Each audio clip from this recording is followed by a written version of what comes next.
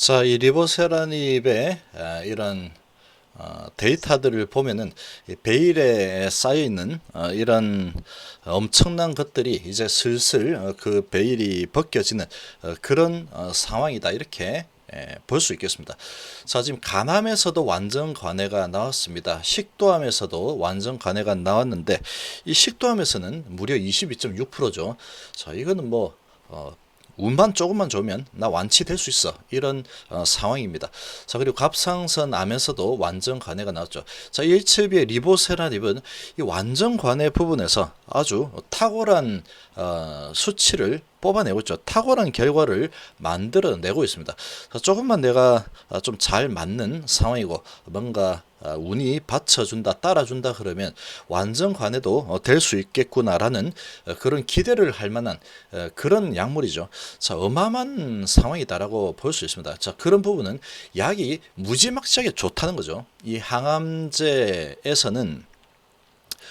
무지막지하게 좋다는 겁니다. 한마디로 무지막지하게.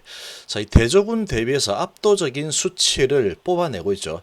자, 이 대조군 대조군 대비해서 압도적 수치를 뽑아내면은 해당 이 암종에 대해서 승인을 받아내는 것은 무조건이죠, 무조건. 대조군 대비해서 압도적인 수치를 뽑아냈다. 조금만 좋아도 괜찮습니다. 그런데 압도적으로 좋다. 그러면 무조건이죠. 무조건이다, 무조건.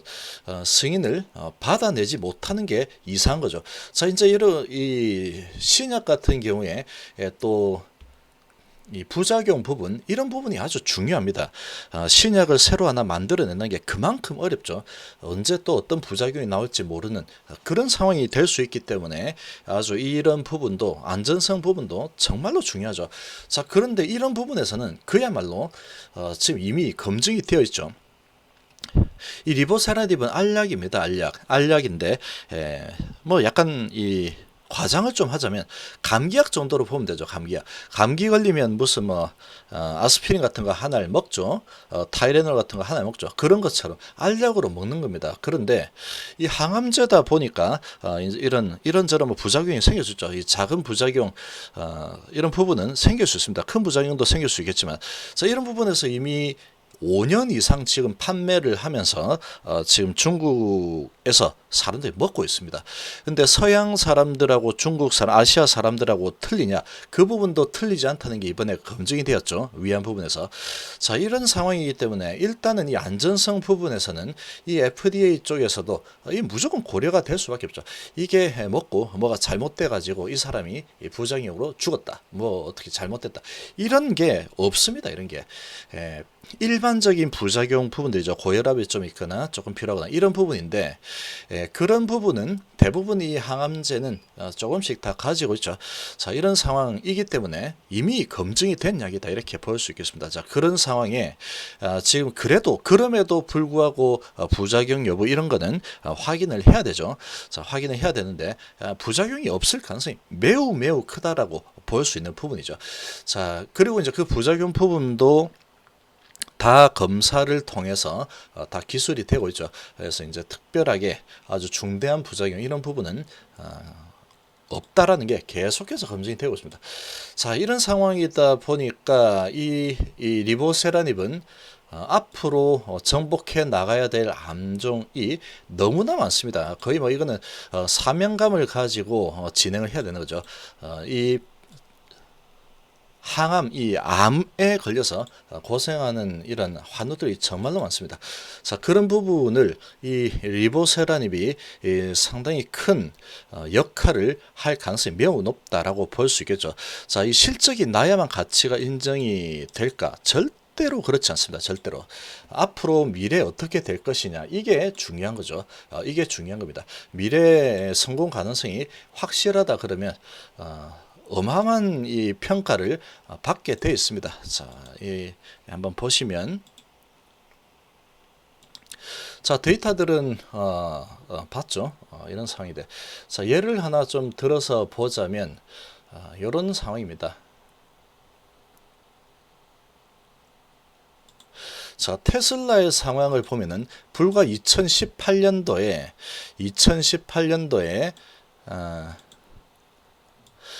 2018년도 그렇고 2019년도 그렇습니다. 2018년도에도 영업이익이 1년 영업이익이 1조 정도 적자가 났죠.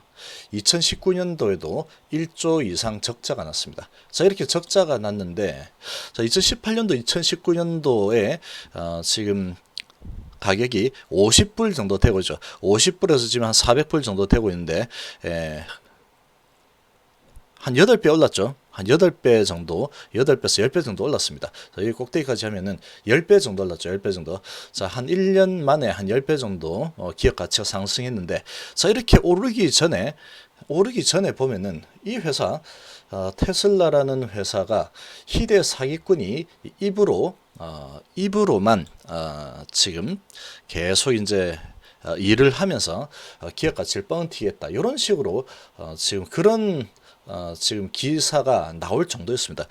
계속 적자를 보니까 거의 한 10년 이상 적자를 봤죠. 이 테슬라가 계속 꿈은 큰데 계속해서 적자를 보는 상황이다 보니까 이걸 뭐 계속 견뎌낼 수 있겠느냐 뭐 이런 이야기까지 나왔습니다.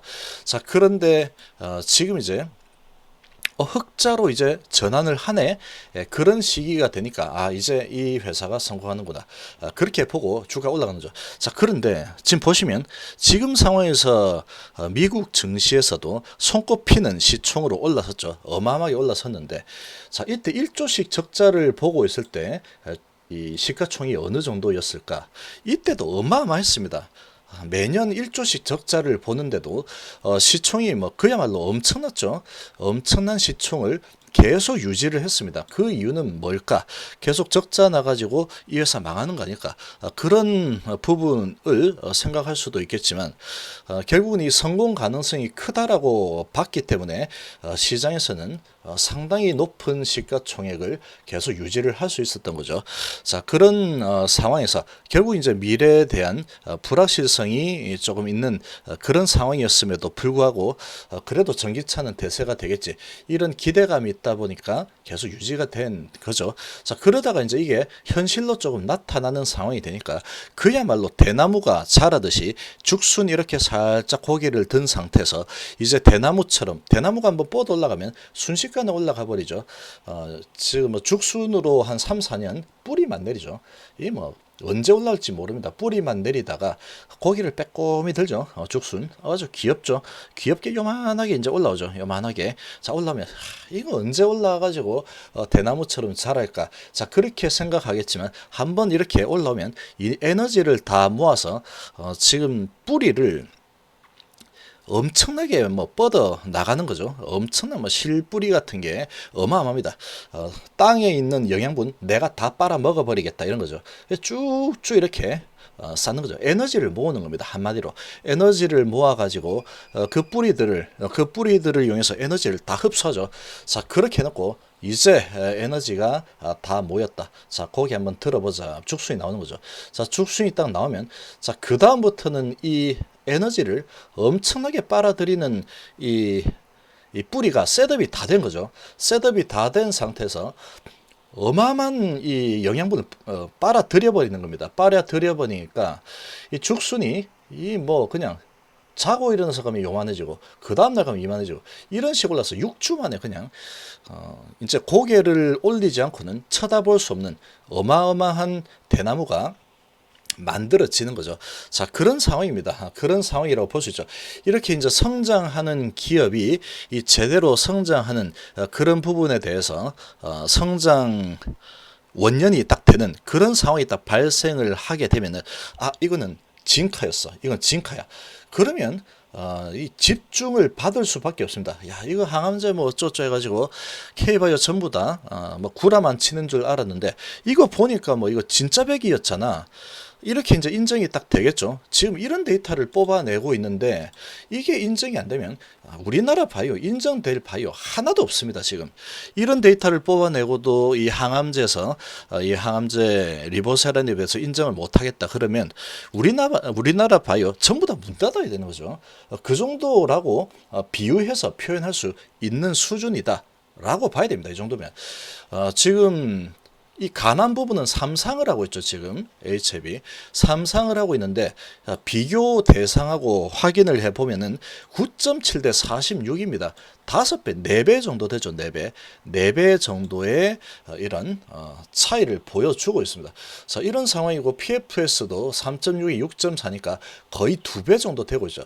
자, 이런 데이터를 뽑아내고 있고 그리고 리보사라닙과 칸넬리 주막 단독으로 가남 2차로 승인 신청해놨죠. 리보사라닙은 칸넬리 주막 승인 신청을 받고 승인을 받아내고 판매를 하고 있죠. 그런데 가장 완벽한 조합이라고 과학자들이 얘기하고 있는 이 조합 가지고 가남 1차를 하고 있는데 이게 안 될 가능성을 따져보면 답이 나오는 겁니다. 안 될 가능성, 여기에서 어떤 부분을 보면 요거 때문에 안 되겠지 하는 거를 안티 세력들이나 공매 세력들은 뭔가 찾아내고 싶어 하겠지만 약점이 없습니다. 약점이 없죠. 이거하고 비교를 해서 조금이라도 높으면 승인이 날 텐데 이 조금 수준이 아닙니다. 압도적인 수준으로 나와버리죠. 기전 자체가 이렇기 때문에 그렇게 나올 수밖에 없죠. 나올 수밖에. 이런 부분은 조금만 공부해보면 답이 나오는 겁니다. 거기다가 완전 간에까지 지금 만들어낸 게 어마어마하죠. 여러 암종에서 나타나고 있습니다. 자, 이런 관점에서 바라봐야 될 때죠. 이런 관점에서 바라봐야 될 때입니다. 자, 지금 이 보시면 자, 삼성바이오로직스를 한번 보면 자, 이 회사가 지금 당장 돈을 많이 벌어서 시가총액이 50조에서 인정이 되고 있느냐. 코스피 3위 수준이죠. 자, 재무제표만 그냥 바라보는 사람이라면 이렇게 얘기할 겁니다. 자, 매출액이 꼴랑 1조 정도 예상이 되고 있는데 2019년도에는 7천억이었죠. 이제 1조고 영업이 이제 겨우 2,700억을 뽑아내고 있는 이런 회사가 시총이 50조라고 정말로 웃기고 앉아있다.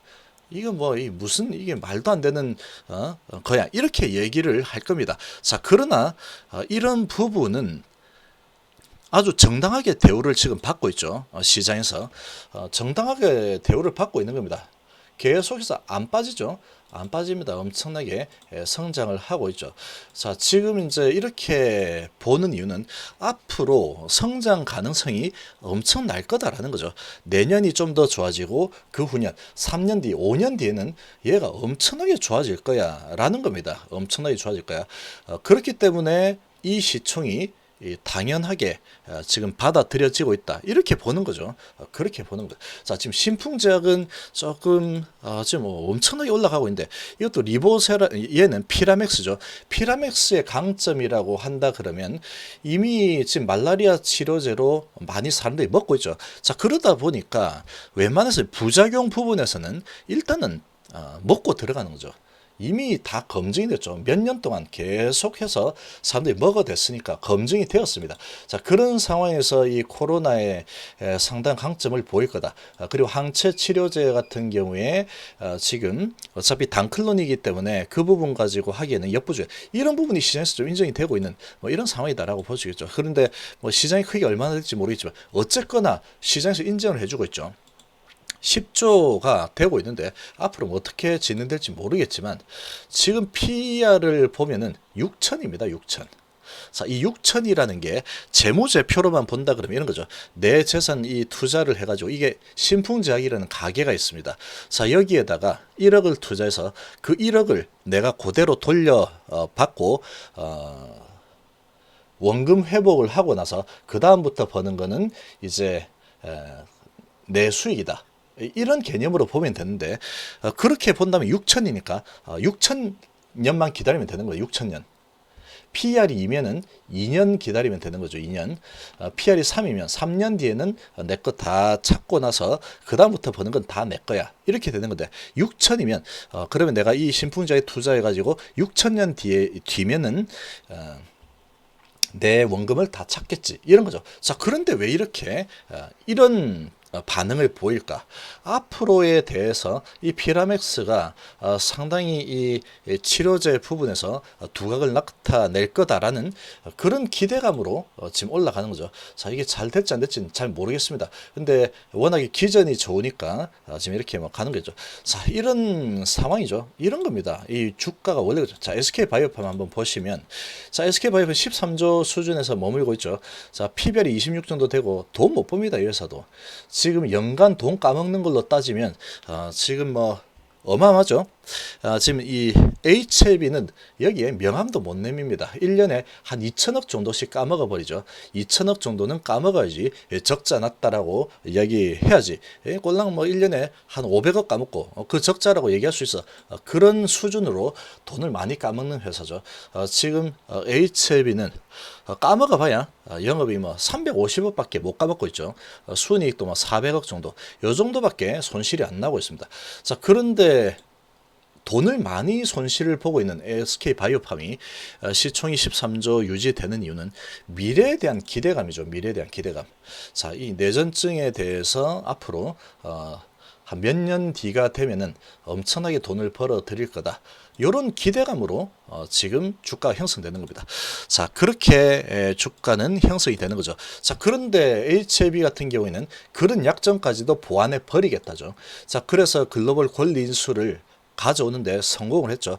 자, 그러면 내년부터 이제 현금 유입이 됩니다. 거기다 아필리아에 대해서도 현금 유입이 됐죠. 내년부터는 흑자 전환할 가능성이 매우 높죠. 지금 현금이 유입이 되는 그런 환경을 셋업을 한 상태입니다. 그럼 내년 내후년, 자, 당장 내년에 현금 유입이 되는데, 자, 이런 부분으로 본다면 상당히 이제 셋업이 상당히 많이 되었다라고 볼 수 있겠죠. 자, 뿌리를 갖다가 무지막지하게 오래 내렸습니다. 뿌리를, 대나무 뿌리를 갖다가 계속 뿌리를 내렸죠.